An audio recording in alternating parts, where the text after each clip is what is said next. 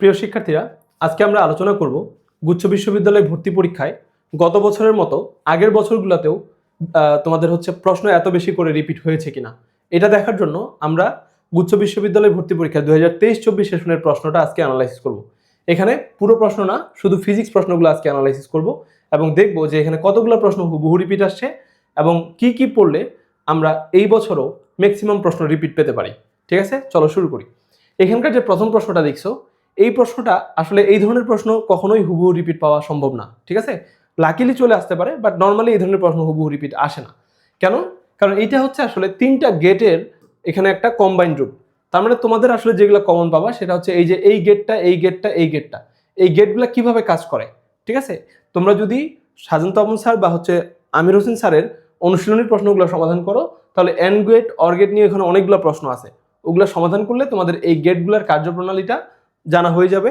তারপর এদেরকে কম্বাইন করলে কি হবে এটা তোমাদের ওখানে অ্যাপ্লাই করতে হবে। ঠিক আছে, ওই প্রশ্নগুলো সলভ করলেই তোমরা এটা সলভ করতে পারবা। এই প্রশ্নটা হুবহু রিপিটেড কোনো প্রশ্ন না।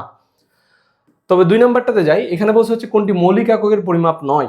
এই প্রশ্নটা আমাদের তপন স্যারের প্রথম অধ্যায়ে তপন স্যারের অনুশীলনীতে দেওয়া আছে যে কোনটি লব্ধি একক। এখানে বলছে মৌলিক একক নয়, তাহলে মৌলিক এককের পরিমাপ নয় মানে হচ্ছে লব্ধি একক। লব্ধি এককের পরিমাপ, তো ওই প্রশ্নটা এইটা। ঠিক আছে, এখানে আমি রেফারেন্স দিছি, দেখো এটা চট্টগ্রাম বোর্ড 2019 সালের একটা প্রশ্ন। পরের প্রশ্নটাতে যদি যাই, একজন সাইকেল আরোহী ঘন্টায় এত মিটার বেগে কিলোমিটার বেগে 30 মিটার পার সেকেন্ড কিলোমিটার ব্যাসার্ধের একটি বৃত্তাকার পথে মোড় নিচ্ছে, তাকে উলম্বের সাথে কত কোণে হেলে থাকতে হবে। আচ্ছা, এই যে এই প্রশ্নটা, এটা কুয়েটের 2014 সালের একটা প্রশ্ন, যেটা তপন স্যারের অনুশীলনীতে দেওয়া আছে। ওইখান থেকেই প্রশ্নটাকে তুলে দেওয়া হয়েছে। তোমাদেরকে আবার আলাদা করে ইঞ্জিনিয়ারিং প্রশ্ন সলভ করতে হবে না, জাস্ট আমাদের অনুশীলনীতে যে ইঞ্জিনিয়ারিং এর প্রশ্নগুলো আছে ওগুলো সলভ করলেই হবে। তো সেখান থেকে এই প্রশ্নটা তুলে দিছে। এর পরের প্রশ্নটা যদি দেখি, এইটার আসলে হুবহু কোনো রিপিট নাই। তবে তোমরা যদি ঢাকা বিশ্ববিদ্যালয়ের ওই যে ঘর্ষণের ম্যাথগুলো সলভ করো, তাহলে এই ধরনের প্রশ্ন তোমরা সলভ করতে পারবা। ঠিক আছে, এটা হুবহু রিপিট না। এরপরে যাও, এখানে হীরকের পৃষ্ঠতলের আলোক রশ্মি। আচ্ছা, এই যে প্রশ্নটা, এটা আমাদের তপন স্যারের অনুশীলনীতে দেওয়া আছে। এটা চুয়েটে 10 সালে আসছিল, 11 সালে আসছিল, 15 সালে আসছিল। ওই প্রশ্নটা এখানে হুবহু তুলে দিছে। আচ্ছা, তারপরে এখানে কি বলছে যে কেলভিন আর ফারেনহাইট স্কেলে। আচ্ছা, এই ধরনের প্রশ্নগুলো তো অনেক কমন। এটা আমাদের ইসাক স্যারের বইয়েও আছে, আমির হোসেন স্যারের বইয়েও আছে। এটা দিনাজপুর বোর্ডে 15 সালেও আসছিল। এই প্রশ্ন এখানে হুবহু তুলে দিছে। পরেরটাতে যদি যাই, এই উপগ্রহের ম্যাথটা, এটা আসলে হুবহু কোথাও আমি খুঁজে পাই নাই।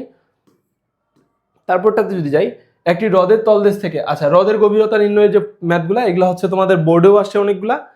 এখানে আমি রেফারেন্স হিসেবে দেখাইছি তোমাদের ঢাকা বিশ্ববিদ্যালয়ের 2010 সালের একটা প্রশ্ন।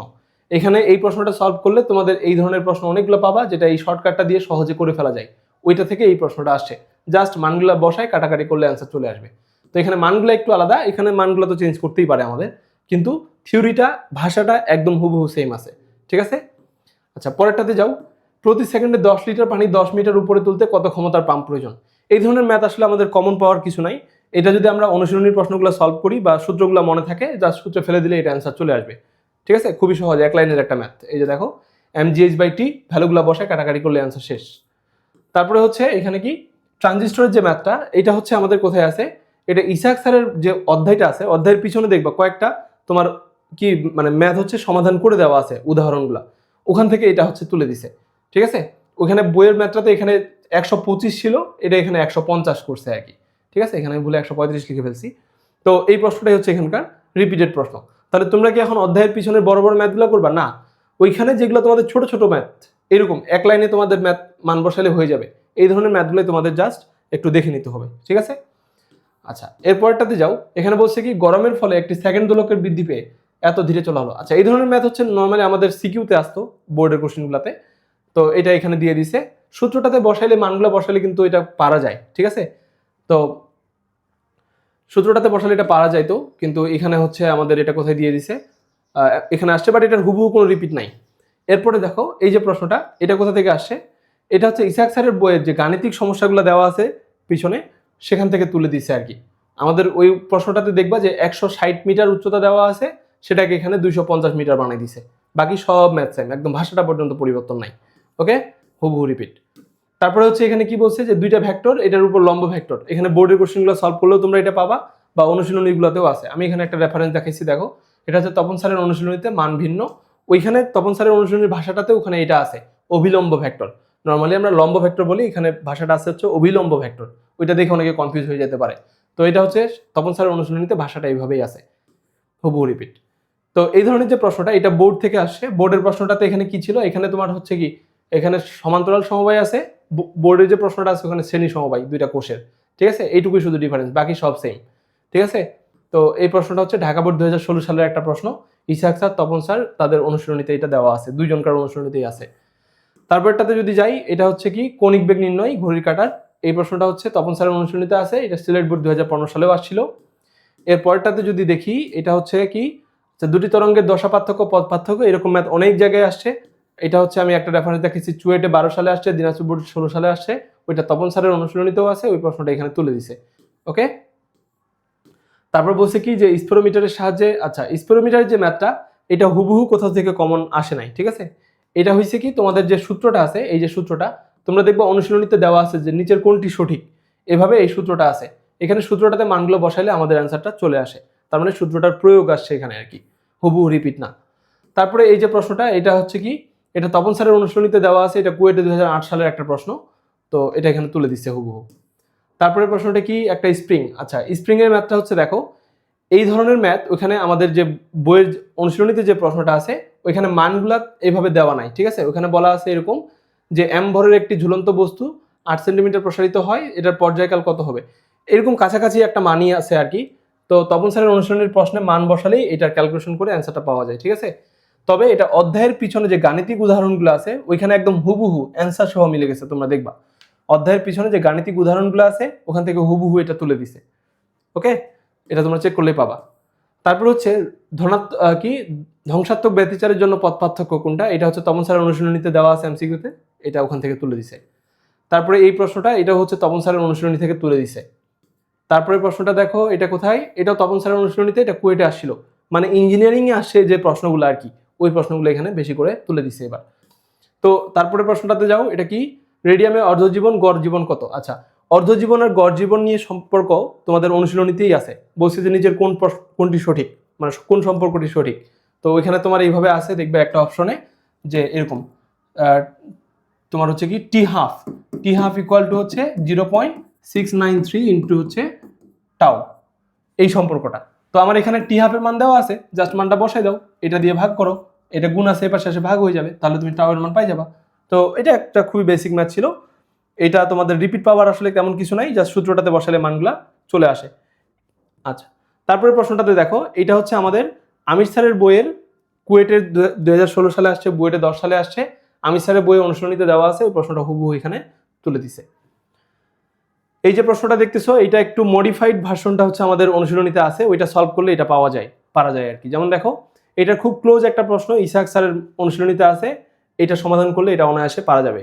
এটা হচ্ছে সামান্য মডিফাই করছে বরিশাল বোর্ডের 15 সালের কোশ্চেনটাকে। ঠিক আছে, একটু মডিফাই করলে এটা দেখতে এই যে এইরকম দেখায়। ঠিক আছে, তারপরে এটা একদম সিম্পল ম্যাথ। তারপরে হচ্ছে কি, আচ্ছা শেষ, এই হচ্ছে আমাদের এখানকার 25টা প্রশ্ন। তো এখন আমরা এই 25টা প্রশ্নের একটা সামারি টানার চেষ্টা করি। আসো, সামারিটা কি, আমাদের এখন কি করলে সামনের বারে আমরা এরকম প্রশ্ন রিপিট পাবো। তো এখানে টোটাল আমরা দেখলাম যে 25টা প্রশ্নের মধ্যে টোটাল 14টা প্রশ্ন আছে যেটা অনুশীলনী থেকে হুবহু রিপিট। কয়টা প্রশ্ন?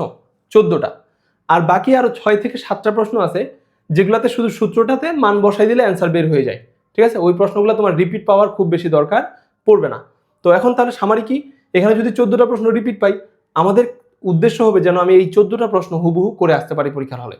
এই 14টা পারবো, আর ওই বাকি যে 5-6টা প্রশ্ন আছে, ওই 5-6টা প্রশ্ন হচ্ছে আরো এক্সট্রা অ্যান্সার করতে পারবো। তো সব মিলে আমি দেখো এখানে 20-এর কাছাকাছি প্রশ্ন অ্যান্সার করতে পারবো। এখান থেকে যদি 15 প্লাস একটা মার্কস পাই, দ্যাটস এনাফ। 23 সালের যে কোশ্চেনটা আছে, এখানে রিপিটের সংখ্যা কিন্তু কম। যেমন 24 সালে 21টা প্রশ্ন হুবহু রিপিট হয়েছে, সেখান থেকে এবার হচ্ছে কি মাত্র 14টা প্রশ্ন রিপিট হয়েছে। 14টাও কিন্তু কম না। তোমরা যদি ওই 14টা প্রশ্ন কেউ অ্যান্সার করে দিয়ে আসতে পারে, তাহলে কিন্তু তার চান্স হয়ে যাবে 15 মার্ক ফিজিক্সে, এই কোশ্চেনে খুবই ভালো একটা মার্কস। ঠিক আছে, তোমরা যদি টোটাল কত পাও, ধরো 15 করে অ্যাভারেজে যদি প্রতিটা সাবজেক্টে পাও, 15 করে পাইলেও 4টা সাবজেক্টে হচ্ছে 60 মার্কস হয়ে যাচ্ছে। এই 60 মার্কস মানে হচ্ছে এই কোশ্চেনে তোমাদের খুব ভালো একটা পজিশনের জন্য যথেষ্ট। ঠিক আছে, তো তোমাদের টার্গেট কি থাকবে? তোমাদের টার্গেট থাকবে 60 মিনিটে যেন তুমি 60 মার্ক পাইতে পারো। ঠিক আছে, এটা হচ্ছে তোমাদের টার্গেট। আর এটা করার জন্য আমাদের কি কি করতে হবে, এটা করার জন্য আমি সামারিটা আবার লিখে দিচ্ছি। দেখো, ফিজিক্সের জন্য আমাদের প্রথম কাজ হবে কি করা, আমাদের অনুশীলনীগুলো ভালো করে পড়া। কিসের? দুইটা রাইটারের বই পড়লেই হবে, একটা হচ্ছে তপন স্যার আর একটা হচ্ছে ইসাহাক স্যার। নর্মালি এই দুইটা থেকেই সবগুলো প্রশ্ন আসছে। 2 নাম্বার হচ্ছে কাজ কি, আমাদের মেডিকেলের প্রশ্ন। যেহেতু গত বছরে মেডিকেল থেকে বোর্ড থেকে রিপিট হয়েছে, এই জন্য আমাদের মেডিকেল আর বোর্ডের কোশ্চেনও রিপিট করতে হবে, মানে পড়ে ফেলতে হবে। মেডিকেল প্লাস হচ্ছে বোর্ড, ঠিক আছে। আর এখন কি কাজ, আরেকটা হচ্ছে আমাদের একটু অ্যাডভান্স প্রিপারেশনের জন্য আমরা কি করব, ঢাকা ইউনিভার্সিটির প্রশ্নগুলো সমাধান করব। বিশেষ করে এখান থেকে যে জ্ঞানমূলক প্রশ্নগুলো আসছে, যেন পরীক্ষার হলে আমাদের কোনো জ্ঞানমূলক প্রশ্ন ছাড়া না পড়ে, ঠিক আছে। আচ্ছা, আর কি কাজ আছে এখানে দেখো, আরেকটা সমস্যার সমাধান হচ্ছে তোমাদের এক্সট্রা সিলেবাস পড়বা নাকি হচ্ছে পড়বা না, এটা নিয়ে অনেকে আমাদেরকে প্রশ্ন করতেছো। এটার উত্তরটা এখানে দিয়ে দিই। এক্সট্রা সিলেবাসের জন্য তোমরা কি করবা, শুধু অনুশীলনী থেকে পড়বা, শুধু অনুশীলনী থেকে। এখান থেকে যে জ্ঞানমূলক প্রশ্নগুলো আছে, আর অধ্যায়টা শেষে দেখবা যে সারসংক্ষেপে অনেকগুলো লাইন দেওয়া আছে ইসাক স্যারের বইয়ে, ওই সারসংক্ষেপটা পড়বা আর জ্ঞানমূলক প্রশ্নগুলো পড়ে নিবা। এটা হচ্ছে ফার্স্ট কাজ। আর যেই প্রশ্নগুলো তোমাদের হচ্ছে ইঞ্জিনিয়ারিং এ রিপিট আসছে, মানে ইঞ্জিনিয়ারিং এ আসছে, অনুশীলনীতে দেওয়া আছে প্লাস ইঞ্জিনিয়ারিং এ আসছে, ওই ধরনের প্রশ্নগুলো তোমাদের খুব ইম্পর্টেন্ট। তাহলে এক্সট্রা সিলেবাসের অধ্যায়গুলোতে থেকে শুধু এই দুইটা কাজ করবা, যেন জ্ঞানমূলক প্রশ্ন আসলে আমরা পারি, আর একটা হচ্ছে যদি ওই ইঞ্জিনিয়ারিং প্রশ্ন হুবহু রিপিট করে তাহলে যেন সেটা আমরা অ্যান্সার করে দিয়ে আসতে পারি। এই দুটো হচ্ছে তোমাদের এক্সট্রা সিলেবাসের কাজ। আরেকটা প্রশ্ন হচ্ছে কি, যে তোমরা পরীক্ষার হলে তোমাদের উদ্দেশ্য কি, মানে টার্গেট কি থাকবে। পরীক্ষার হলে টার্গেট থাকবে সবার আগে আমরা কি করব, সবগুলো সাবজেক্টের তোমাদের যেটা হচ্ছে ইনফরমেটিভ কোশ্চেন, এই ধরনের প্রশ্নগুলো প্রথমে সলভ করে ফেলা। কোনো ম্যাথ টাচ করবা না। একটা ম্যাথ করতে যে টাইম লাগবে ওই টাইমে এই ধরনের 5টা প্রশ্ন সমাধান করা যাবে। আমাদের প্রথম গোল হবে যেন আমরা সবগুলা ইনফরমেটিভ কোশ্চেন অ্যান্সার করে আসতে পারি। তারপরে কি দেখব, তারপরে দেখবো হচ্ছে রিপিটেড কোশ্চেন যেন আমাদের বাদ না পড়ে, ঠিক আছে। ম্যাক্সিমাম রিপিটেড প্রশ্ন যেন আমরা পরীক্ষার হলে অ্যান্সার করে আসতে পারি। 3 নাম্বার কাজ কি হবে, যেগুলো হচ্ছে সূত্র বসাই দিলেই আমাদের মান বের হয়ে যাবে, এই ধরনের ম্যাথগুলো তোমরা করবা। এইটা যদি করতে পারো তোমরা দেখবা যে 70 থেকে 80 মার্ক তোমরা কমন মানে তুলে আসতে পারবা আর কি, ঠিক আছে। আচ্ছা, এখন কথা হচ্ছে এই যে আমাদের অনুশীলনীর কথা বললাম, অনুশীলনীর জন্য তোমাদের কিন্তু একদম লেটেস্ট এডিশন যেটা এইবার যেটা বের হয়েছে, এই বইটাতে অনেকগুলো নতুন প্রশ্ন অ্যাড করছে, মানে তপন স্যারের বইয়েও ইসাক স্যারের বইয়েও। তো তোমাদের এখন এই লেটেস্ট অনুশীলনীর প্রশ্নগুলো সমাধান করতে হবে, প্লাস মেডিকেল, ঢাকা ইউনিভার্সিটি, এগুলো তো তোমাদের লাগবেই। তো এই সবগুলো জিনিস তোমরা এখন যদি নতুন করে 4টা বই কিনতে যাও তোমাদের 2000 টাকার উপরে আবার বই কিনতে হবে। এটা করার দরকার নাই। এটার জন্য আমি একটা তোমাদের সহজ সলিউশন দেখাই। সহজ সলিউশন হচ্ছে এই যে এইখানে যদি কোনো একটা তোমার হচ্ছে ব্রাউজারে গিয়ে পরিসীমা.com লিখে সার্চ দাও তাহলে আমার এই কোর্সটা পাই যাবে আর কি। এই কোর্সটার ভিতরে আমি তোমাকে দেখাচ্ছি, দেখো কি কি আছে এইখানে। তোমরা হচ্ছে এই যে ফিজিক্সের জন্য এখানে তোমাদের হচ্ছে মেডিকেলের যতগুলো প্রশ্ন আছে, ঠিক আছে, 24 সালের অ্যানালাইসিসটা তোমরা দেখে আসো, ওখানে দেখবা যে মেডিকেলের প্রশ্ন রিপিট আসছে। তো তার জন্য আমাদের কি করতে হবে, মেডিকেলের প্রশ্নগুলো সমাধান করতে হবে। এখানে মেডিকেলের 2010 থেকে 2025 পর্যন্ত মেডিকেল ডেন্টালের যত প্রশ্ন আছে সব আমি কি করছি, এখানে অধ্যায়ভিত্তিক সাজিয়ে দিছি। এই যে এখানে গেলে দেখবা যে প্রতিটা অধ্যায়ের প্রশ্ন একদম অধ্যায়ভিত্তিক সাজানো আছে। ওকে, এরপরে হচ্ছে দেখো তোমাদের এই যে অনুশীলনীর যে প্রশ্নগুলো তোমাদের দরকার, তপন স্যার, ইসাহাক স্যার, দুইটা রাইটারের একদম লেটেস্ট ভার্সন যেটা এই বছরের, সেই অধ্যায়গুলো আমি এখানে তোমাদের একদম সবগুলো অধ্যায়ের পিডিএফ অধ্যায় আকারে সাজিয়ে দিছি, প্লাস প্রতিটা অধ্যায়ের যে সারসংক্ষেপগুলো আছে ওগুলোর ছবিও এখানে দেওয়া আছে, ঠিক আছে। জাস্ট ওই জায়গাগুলো তোমাদের পড়ে নিলেই হবে। তো তোমাদের আর নতুন করে বই কেনার দরকার নেই, এখান থেকে তোমরা অনুশীলনীগুলো পেয়ে যাবা, ঠিক আছে। এরপরে হচ্ছে এই যে বোর্ডের এমসিকিউগুলো এখানে পাবা, সাথে হচ্ছে এই যে ঢাকা বিশ্ববিদ্যালয়ের যতগুলো প্রশ্ন আছে 2000 সাল থেকে 2025 সাল পর্যন্ত, একদম এই বছরের প্রশ্নটা কিন্তু খুব ইম্পর্টেন্ট তোমাদের জন্য। তো একদম 25 সাল পর্যন্ত সকল প্রশ্ন এখানে অধ্যায় ভিত্তিক সাজানো আছে, পুরো জিনিসটা তোমরা সলভ করলে পারবা, ঠিক আছে। আর আরেকটা জিনিস দেখো, এই যে ফিজিক্সের ক্ষেত্রে যদি আরো একটু জটিল প্রশ্ন করতে চায়, ঠিক আছে, তার জন্য কি করতে পারো তোমরা, 2021 সাল থেকে 2024 সাল পর্যন্ত বুয়েটে 5 বার প্রিলিমিনারি পরীক্ষা প্রশ্ন হয়েছে। তো ওই প্রশ্নগুলো তোমরা কিন্তু সলভ করতে পারো। এটাও আমি এখানে এই যে লাস্টে দেখো, দেখা যাচ্ছে কিনা জানি না, এখানে আমাদের কোর্সটাতে গেলেই তুমি এটা হচ্ছে পেয়ে যাবা, বুয়েট প্রিলিমিনারি কোশ্চেন, অর্থাৎ লাস্ট 5 বছরে 4 বছরে 5টা কোশ্চেন আছে আর কি, মানে 5 সেট কোশ্চেন আছে, সবগুলো আমি এখানে এক্সাম আকারে অ্যাড করে দিব। তোমরা পরীক্ষার আগের রাতে বা আগের দিন যদি সময় পাও তাহলে ওই 5 সেট কোশ্চেন একটু সমাধান করে যাবা। ওই বুয়েটের কোশ্চেনগুলাই নতুন যে রাইটারের যে বইগুলোর কথা বললাম আমি, ওইখানে নতুন করে অ্যাড করে দিছে। সুতরাং আমরা বলতে পারি যে এই বুয়েটের প্রিলিমিনারি কোশ্চেনগুলো তোমাদের এবার রিপিট হওয়ার সম্ভাবনা ভালো আছে। ঠিক আছে, এটাও তোমরা করতে পারো। তো পুরো জিনিসটা এখানে তোমরা গুছানো পেয়ে যাবা, তোমাদের কোনো বই কিনতে হবে না, কোনো সিট কিছু কিনতে হবে না, জাস্ট ঢুকবা, এক্সাম দিবা, দিয়ে তোমাদের পরীক্ষার হলে চলে যাবা। আমরা আশা রাখতে পারি আমার এই কোর্সটা থেকে অ্যাটলিস্ট 60+ মার্কস তোমরা এখান থেকে কমন পাবাই। ঠিক আছে, তো এই ছিল এই পর্যন্ত।